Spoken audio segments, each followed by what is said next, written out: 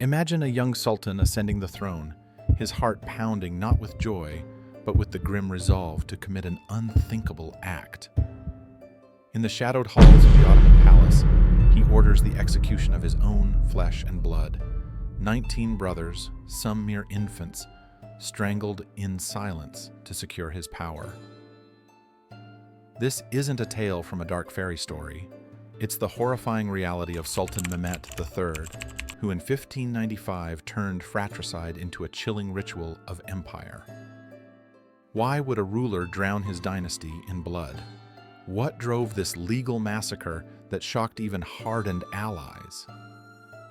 Today, I bring you the tragic saga of the Ottoman fratricide law, a brutal tradition that promised stability but delivered oceans of sorrow. We'll delve into its origins, the lives shattered by it, and the ruthless price of power. Stay tuned to uncover the blood-stained secrets of one of history's most infamous royal practices. And if you haven't already, hit that subscribe button for more gripping tales from the past. To understand the depths of this tragedy, we must journey back to the heart of the Ottoman Empire, a sprawling realm that stretched from the gates of Vienna to the sands of Arabia in the 15th and 16th centuries. This was an age of conquest and glory, where sultans like Mehmed the Conqueror captured Constantinople in 1453, renaming it Istanbul and forging an Islamic superpower that blended Persian grandeur with Byzantine intrigue. But beneath the opulent domes and minarets lurked a deadly flaw: the Ottoman succession system, a powder keg of ambition and betrayal. At the center stood the Sultan, absolute ruler by divine right, his harem a labyrinth of wives, concubines, and scheming princes. Unlike European monarchies with primogeniture, where the eldest son inherits, the Ottomans practiced an open succession. Any son could claim the throne, often through civil war, as brothers rallied armies and provinces fractured in bloody strife. This chaos weakened the empire, inviting foreign invasions and internal revolt. As one Venetian ambassador, Ottaviano Bon, reported in the early 1600s, the princes are kept like birds in a cage, guarded day and night, lest they foment rebellion. Enter Mehmed II, the conqueror himself, who in 1478 codified the fratricide law in his Kanunam, a legal code that starkly declared, "Whichever of my sons inherits the sultanate, it behooves him to kill his brothers in the interest of the world order." Most of the jurists have approved this. Let action be taken accordingly. This wasn't mere suggestion. It was sanctified by Islamic scholars who argued that preventing civil war justified the sacrifice, drawing on precedents from earlier caliphates where kinslaying averted greater bloodshed. Now picture the early life of Mehmed III, born in 1566 to Sultan Murad III and his favorite consort, Safiya Sultan, a Venetian beauty who wielded immense influence. As a prince, Mehmet grew up in the gilded prison of the Topkapi Palace, isolated in the cafes, the cage, where potential heirs were confined to prevent plots. These princes lived in luxury but terror, educated in poetry and warfare, yet haunted by the knowledge that ascension meant death for siblings. Ottoman chronicles, like those of Mustafa Ali, describe these youths as shadows in silk, pale and anxious, their days filled with whispered fears. Debunking a common myth, this wasn't mindless barbarism. European observers often painted the Ottomans as savage Orientals, but the law stemmed from pragmatic desperation. Without it, as seen in the devastating wars between Selim I's sons, the empire risked collapse. Yet, as we'll see, this stability came at a soul-crushing cost, foreshadowing the dynasty's moral decay. Mehmet's own upbringing, marked by his father's excesses, Murad sired over 100 children, set the stage for unprecedented horror. Mehmed III's path to the throne was paved with intrigue, ambition, and the ever-present shadow of the fratricide law. As a young prince, he navigated the treacherous waters of the harem, where his mother Safiye maneuvered alliances like a chess master. By 1584, at just 18, Mehmet was appointed governor of Manisa, a traditional proving ground for heirs. There, he honed his skills in administration and warfare. But whispers of his father's declining health, Murad III, bloated from excess and plagued by gout, stirred the palace. Ottoman court chronicler Salaniki Mustafa Effendi noted, "The Sultan's ailments grow, and the princes eye the throne with hungry gazes." The turning point came in 1595. Murad lay dying, his vast brood of sons, over 24, scattered in confinement. On his deathbed, he summoned Mehmet, urging him to act swiftly. Picture this: the opulent death chamber, heavy with incense, and the murmurs of eunuchs as Mehmet kneels before his father. "Secure the realm," Murad rasps, invoking the law that would soon stain his son's soul. Mehmet ascended amid jubilation, crowds cheering in Istanbul's streets, cannons booming from the Golden Horn. But behind the velvet curtains, horror unfolded. Within hours, Mehmet invoked the Fratricide law. Deaf-mute executioners, chosen for their silence to prevent screams from echoing, entered the prince's quarters. One by one, 19 brothers, aged from infancy to adolescence, were strangled with silk cords, a merciful method to avoid spilling royal blood, as per Islamic tradition. Ambassadorial reports from the English envoy, Edward Barton, vividly described the scene. The palace wailed with muffled cries. Mothers tore their hair as their sons' lifeless forms were carried away. The youngest, barely a toddler, clutched a toy as the cord tightened. But this massacre wasn't impulsive. It was calculated, eliminating rivals before they could rally supporters. But it gets worse. Mehmet's reign plunged into war and folly. In 1596, he led the army against the Habsburgs, a rare personal campaign for a sultan.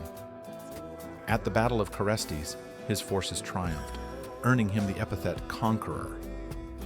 Yet victory masked rot, corruption festered, janissaries mutinied over debased coinage. Safiye's influence ballooned. She controlled appointments, amassing fortunes through bribes. Chroniclers like Pachevi Ibrahim lambasted her as the Venetian witch, whose greed sparked rebellions in Anatolia. Midway through his rule, tragedy compounded. In 1603, plague ravaged Istanbul, claiming thousands, including several of Mehmet's children. He responded with purges, executing viziers on whims. Key events escalated. A devastating fire in 1600 destroyed swaths of the city, blamed on divine wrath for his fratricide. European diplomats like the French ambassador Savary de Brève wrote, "The Sultan's hands drip with brothers' blood, and the people murmur of curses upon the throne." Throughout, the fratricide law loomed. Mehmet spared his own sons, Ahmed and Mustafa. But the precedent haunted him. His health deteriorated, obesity and paranoia gripped him. By 1603, at 37, he faced uprisings.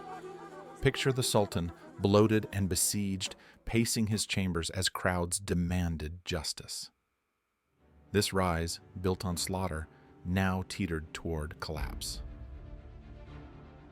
The peak of Mehmet III's tragic reign erupted in a whirlwind of rebellion, disease, and self-inflicted doom, culminating in a death that mirrored the horror he unleashed. By 1603, the empire simmered with unrest. The Anatolian rebellions, fueled by heavy taxes and Safiye's corruption, boiled over into the Salali uprisings, bandits and disgruntled soldiers ravaging villages, their cries echoing, "Down with the brother slayer!" Ottoman chronicles recount harrowing scenes, farms ablaze, refugees flooding Istanbul, where plague already stalked the streets. Mehmet, isolated in Topkapi, grew increasingly erratic. Paranoia consumed him. He saw assassins in every shadow, a fitting torment for one who had ordered so many deaths. In a desperate bid to appease the heavens, he banished Safiye to the old palace, but it was too late. the Janissaries. Once loyal, mutinied, storming the gates and demanding her execution. As Pachevi describes Asri, the soldiers roared like lions, their pikes gleaming, while the Sultan trembled behind barred doors. The ultimate tragedy struck his family. The plague, indifferent to rank, claimed his beloved son Mahmud, a promising heir whose death Mehmet attributed to poison, perhaps Safi's doing, whispers suggested. In rage, he executed Mahmud's mother and several courtiers, their headless bodies displayed as warnings. But fate twisted the knife deeper. Mehmet himself fell ill. Chroniclers note his symptoms: fever, swelling, agonizing pain in his bowels, likely from years of gluttony and stress. Doctors speculated poison, but was it conspiracy or divine retribution? Evidence leans toward natural causes. No concrete proof of foul play exists, debunking later myths of a harem plot. Picture the deathbed, the once mighty sultan, bloated and delirious, surrounded by weeping concubines and fearful viziers. He clutched the Quran, murmuring regrets for his brother's ghosts. On December 22, 1603, at 37, Mehmet III breathed his last, his body convulsing in final agony. The palace hushed.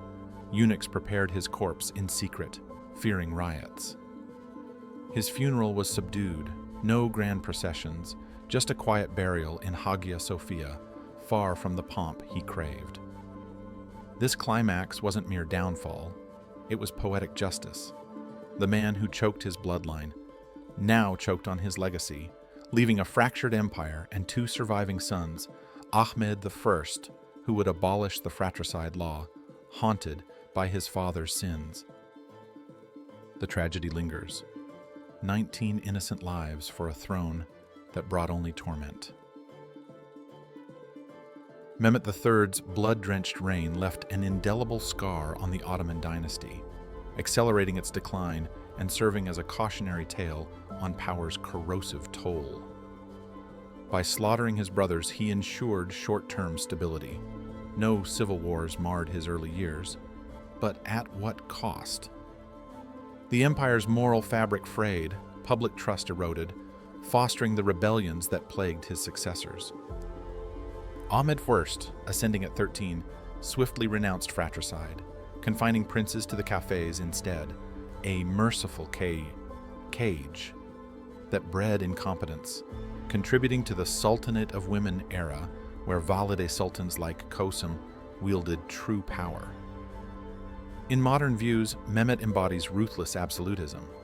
Hollywood often sensationalizes him in films like The Magnificent Century, portraying the massacre as operatic drama, but this glosses over the human agony. Chronicles reveal mothers' suicides post-execution, a detail pop culture ignores. In my opinion, the fratricide law wasn't just policy, it was a genetic and ethical poison, mirroring Habsburg inbreeding's flaws. What do you think? Necessary evil or unforgivable barbarity? Comment below. This legacy reminds us, ambition unchecked devours its own, a lesson echoing through history's thrones. In the end, Sultan Mehmet III's story is a tragic reminder of power's ruthless price, a crown won through the strangulation of innocence, only to choke its wearer in paranoia and regret. From his calculated massacre to his plague-ridden downfall, we see how the fratricide law, meant to forge stability, instead forged a dynasty's undoing. Yet, amid the horror, it teaches resilience. The empire endured, evolving beyond such brutality. Thanks for joining me on this dark journey through Ottoman shadows. If this tale of royal tragedy gripped you, like, share, and subscribe for more historical dramas that uncover the past's brutal truths. Drop your thoughts in the comments. What's the most shocking royal scandal you've heard? For deeper dives, check my Tudor Tragedies playlist or support the channel on Patreon. Your help keeps these stories alive. Next video, the cursed lineage of the Habsburgs. Until then, keep exploring history's mysteries.